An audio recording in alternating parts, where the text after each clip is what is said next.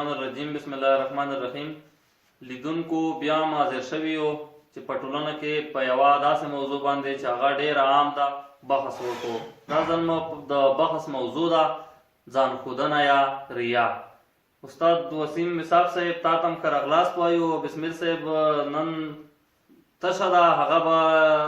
لږ مهال وروسته خپرونې ته انشاءالله راځي. الله دې وکړي چې په خیر راشي. تا ته هم ښه راغلاست وایو، په خیر راغلی. مننه جلبل صاحب، ډېره مننه. تا ته هم ښه راغلاست. ډېره مننه. وصاب صاحب، ریا یا ځان ښودنه مو د بحث لپاره موضوع ټاکلې وه. زمونږ او تاسو په ټولنه کې په د عقیدوي اړخونو کې یا همداسې د رواج کوبلو د ځان ښودنه یا ریا بیخي ډېره شوې ده که نه، خو یو څوک داسې فکر هم نه کوي چې دا ریا ده. هغه عملونه یا هغه ښېګړې چې په د ټولنه کې کړلی کېږي هغه د ثواب په نیت کړلی کېږي، او یا هغه څوک چې دا ریا کوي هغه داسې کس دی چې تر نورو په ټولنه کې ښه کس دی. تا سره یې کومې بېلګې شته چې تا لیدلي دي؟ موږ سره به شریکې کړي. مننه جلبل صاحب، ډېره ښه موضوع انتخاب شوې ده. زما په نظر دا ځل تر ډېره دا موضوع په عمل کې ډېره باریکي لري، ځکه چې الله پاک هم انسان ته په دې اړه لارښوونې کړې دي. همدا ډول حضرت محمد صلی الله علیه وسلم هم لارښوونې کړې دي. ځان ښوونه په دیني اړخ کې یا په عبادتونو کې په عقیدوي لحاظ ډېره بده ده. الله پاک په دې ناراضه کېږي، ځکه چې انسان چې ټول عملونه کوي، نو موږ او تاسو شکر د مسلمانان یو، نو د خپل خالق رضا باید هلته هدف وګرځوو، نه یو څوک، نه شهرت. خو له بل اړخه که راشو ټولنې ته، مثلا د عقیدوي اړخ نه یا د مذهبي دیني اړخ نه راوځو، دلته هم ځان ښودنه بیا د مادي لاسته راوړنو کې د خلکو په ګټه هم تمامیدای شي. دواړه اړخونه دي، دلته توپیر کړل پکار دي. مثلا موږ او تاسو هغه کار چې هلته مو هدف د الله جل جلاله رضا ده، یا مو د الله جل جلاله یا د حضرت محمد صلی الله علیه وسلم د حکمونو پر ځای کول دي، هلته باید له ځان ښوونې اجتناب وشي. ځکه چې هغه موږ او تاسو ته پته ده په شرعي لحاظ چې الله پاک د ورکړې په برخه کې وایي چې تاسو کله چې یو چاته په ښېګڼې یا په زما د رضا لپاره څه ورکوئ، نو دومره پټ دغه کار ترسره کړئ چې کیڼ لاس هم خبر نشي په دغه موضوع باندې. نو الله پاک هم د ریا دومره ډډه فرمایلې ده د انسان لپاره. خو موږ او تاسو په ټولنه کې تا هم اشاره وکړه، ښکاره بېلګې لرو. یو څوک یو عمل سرته رسوي، خو له هغه نه ریا کېږي.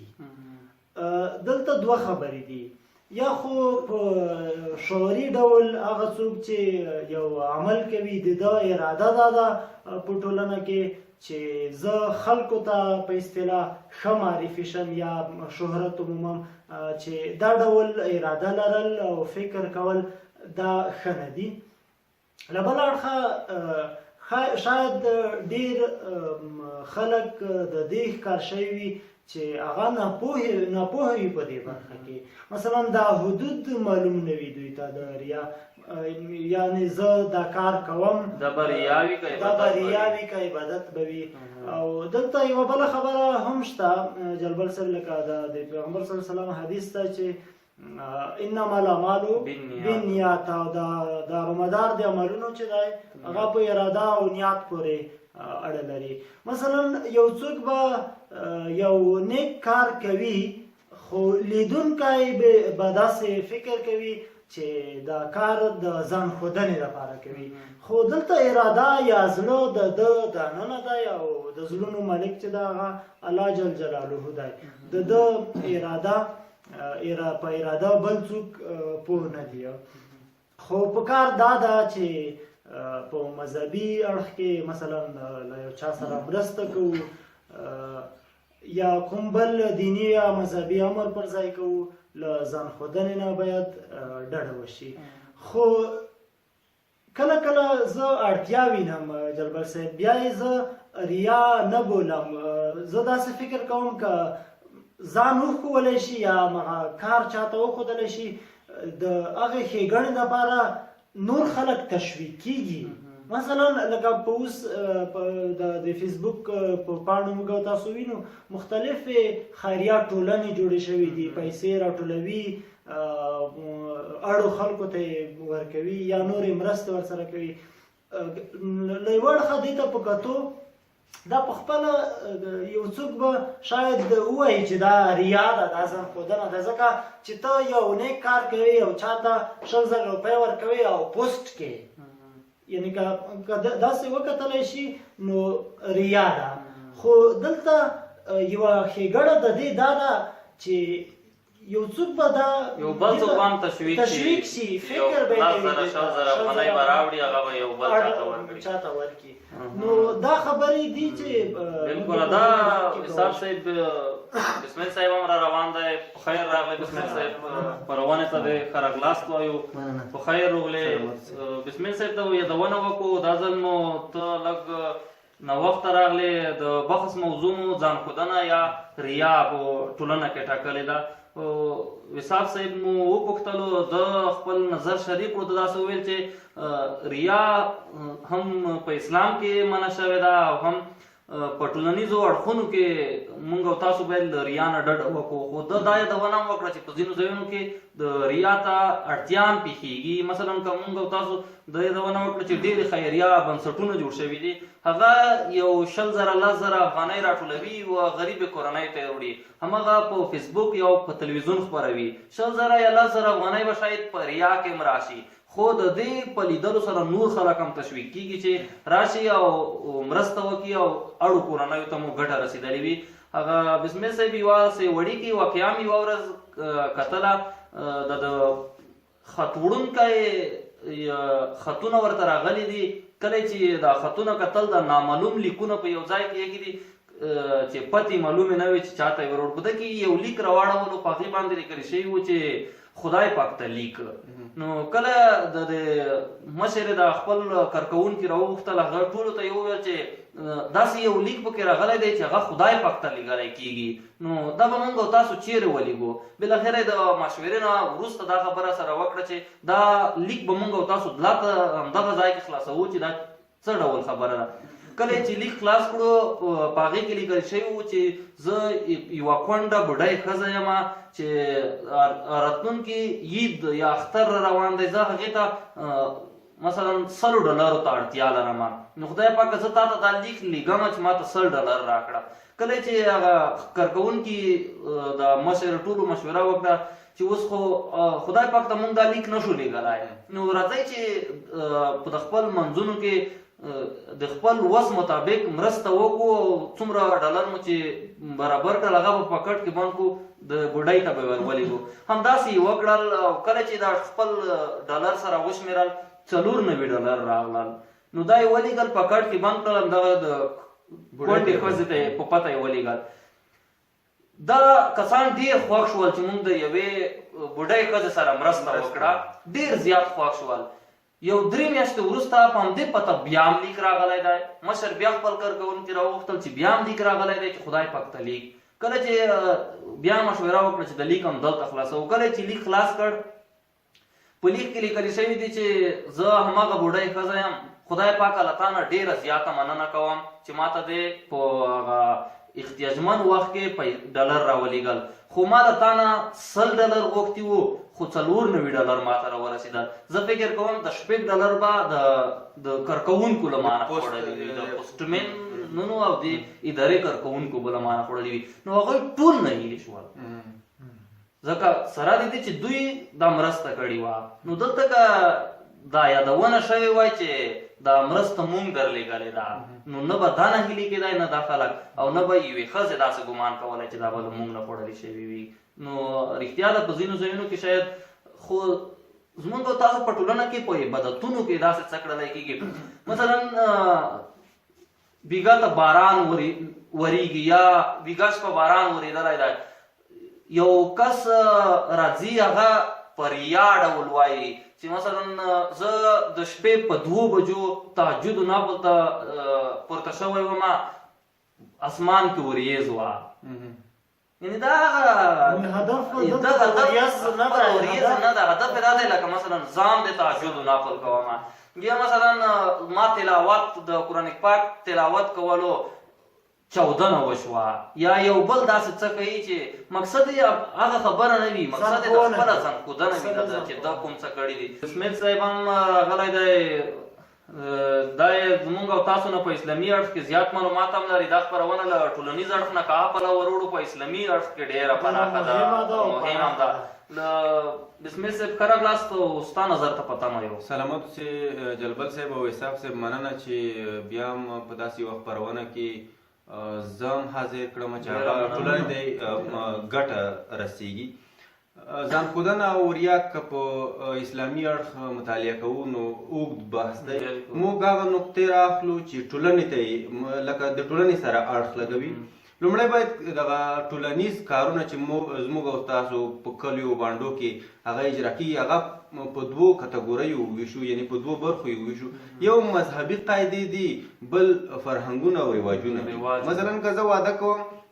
زما هدف دا نه وي چې دغه د واده په دې مثلا دغه په دې باندې مې ثواب وشي بس یو دود او کلتور دی هغه په مخ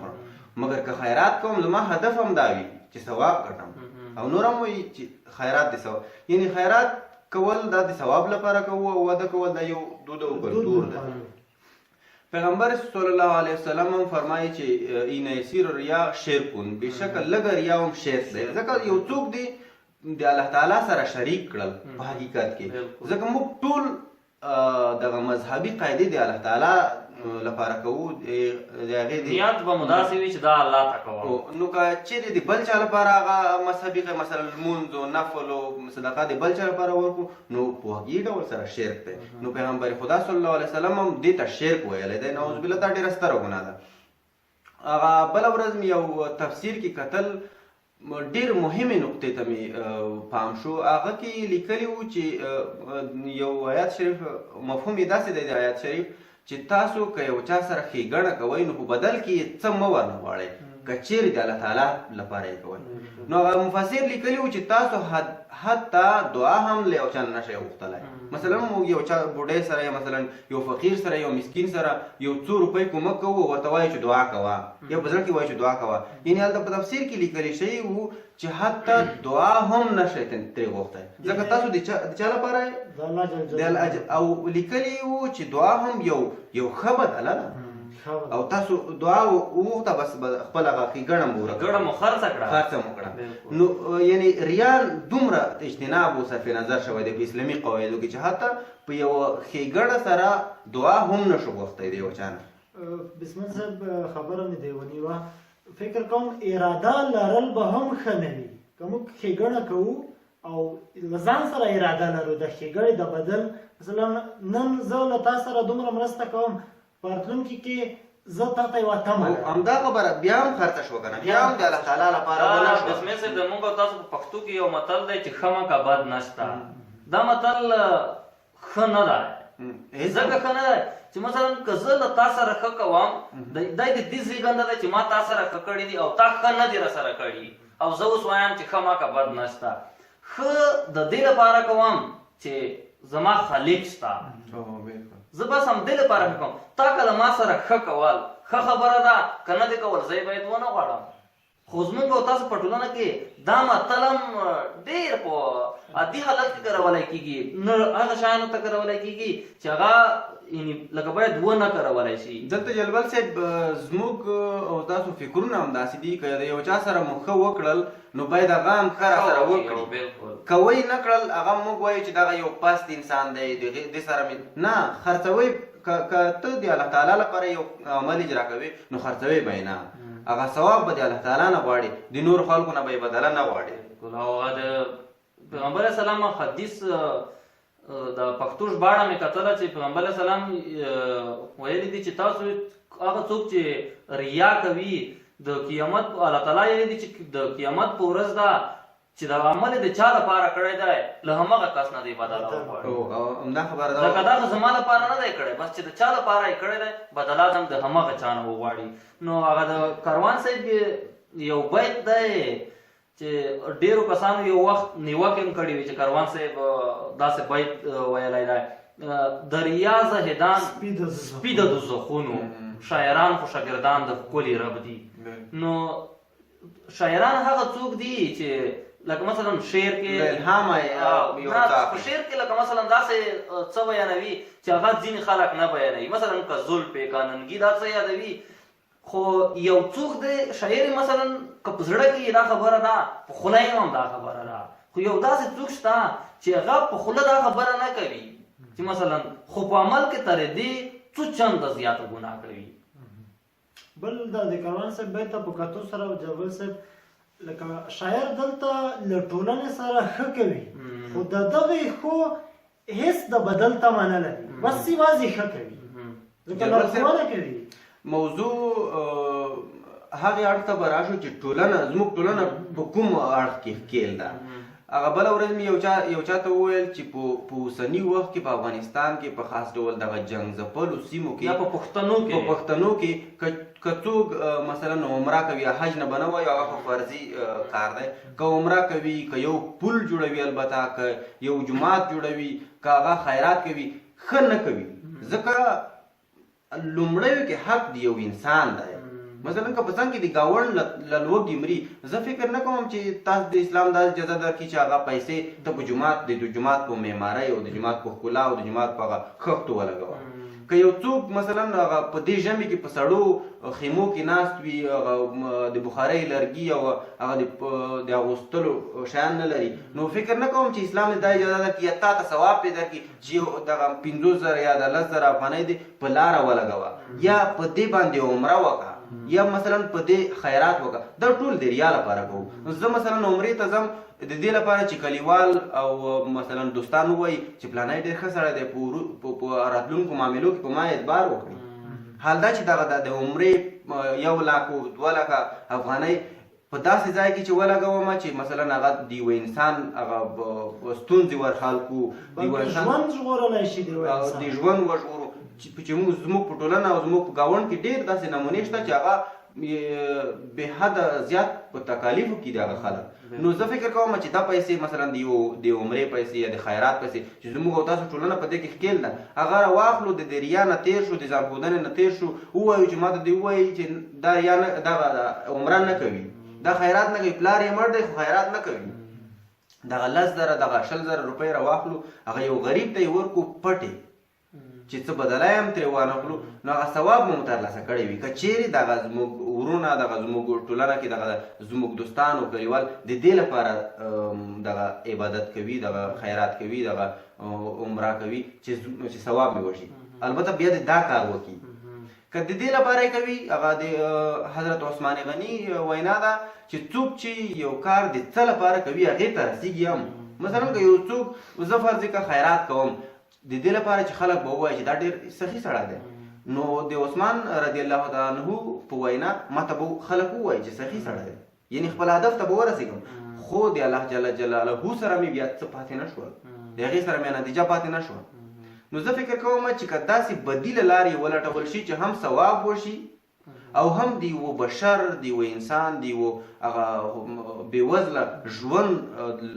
تسهولتونه ورګډ شي دا به ډېره ښه وي د ریا نه چې بلکل د جوماتونو خبره مو وکړه تېر ځل هم دا خبره یادونه شوې وه دا اوس هم په جوماتونو کې تلاوتونه یعنی ان زه په داسې خبره معلومات لرم چې یو جومات کې امام یوازې د همدې لپاره نیولی شوی دی چې بس یو څوک ونه وایي چې دا جومات امام نه لري یعنی بس د همدې لپاره امام نیولی شوی دی. په جوماتونو کې لمونځونه کول تلاوتونه تر ډېره همدغه ځای ته رسېدلي دي. هغه د